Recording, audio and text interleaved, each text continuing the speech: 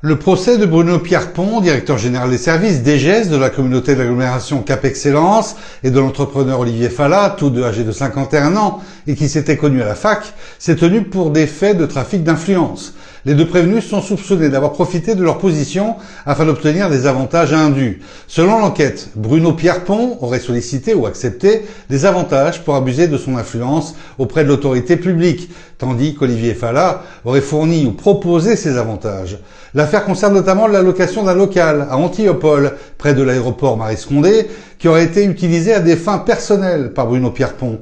Les enquêteurs suspectent Olivier Fallat d'avoir financé ce local en contrepartie de l'obtention de marchés publics. Le parquet a requis une peine d'1 an d'emprisonnement avec sursis et une amende de 200 000 € pour chacun des prévenus, ainsi que des peines complémentaires, telles 5 ans d'inéligibilité et la même durée d'interdiction de gérer une entreprise et d'exercer toute fonction dans la fonction publique. Curieusement, Cap Excellence était représenté par un avocat du barreau de Paris, mais ne s'est pas constitué partie civile.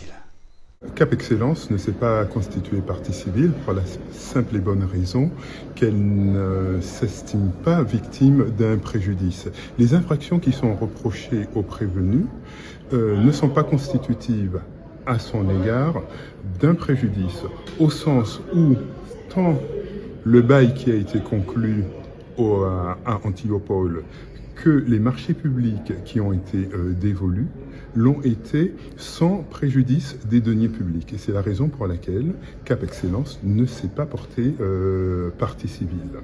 Voilà, tout simplement, la constitution de partie civile suppose un préjudice.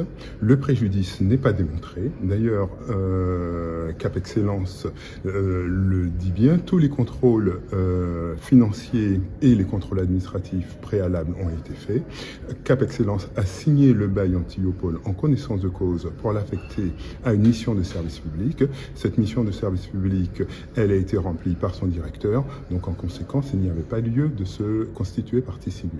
Donc Cap Excellence considère que M. Pierrepont l'a utilisé à bon escient. Cap Excellence considère que ce local a été utilisé à bon escient. Plusieurs réunions de travail s'y sont déroulées. Plusieurs intervenants extérieurs à la collectivité territoriale l'ont attesté. Il y ressort de la procédure des mails d'invitation de ces personnes à venir à Anthiopole pour des réunions de travail. De là, il est normal qu'un cadre dirigeant ait des effets personnels dans son bureau. Ces effets personnels ne sont pas de nature à caractériser une occupation privative, d'autant que le lieu est siglé Cap Excellence, tant dans les parties communes internes que dans les parties communes extérieures. La défense a plaidé l'absence de preuves du pacte de trafic d'influence entre les deux hommes et a dénoncé les suppositions des enquêteurs. Et si les deux avocates du DGS se sont refusées à tout commentaire après l'audience, l'avocat de l'entrepreneur, également du barreau de Paris, a lui annoncé le dépôt d'une plainte concernant les conditions dans lesquelles s'est déroulée l'instruction, évoquant un faux. Aujourd'hui s'est tenu le procès d'une personne innocente, dont la réputation est malheureusement salie et dont j'espère que la justice finira par se rendre compte qu'il n'était rien à lui reprocher. Je parle de M. Fallat.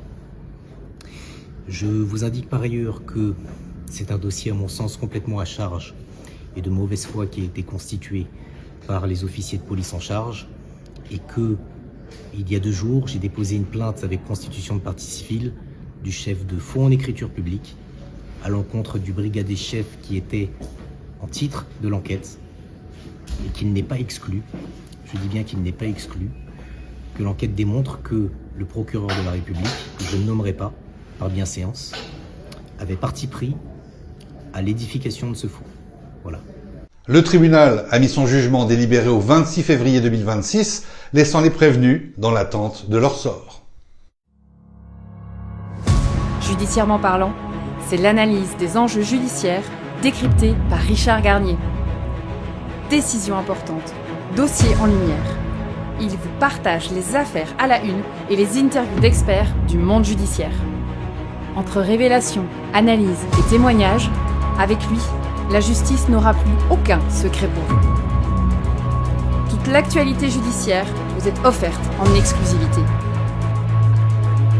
Alors, restez attentifs pour ne rien rater. Judiciairement parlant, avec Richard Garnier, c'est tous les jours sur MyTV Caraïbes. Ici on vous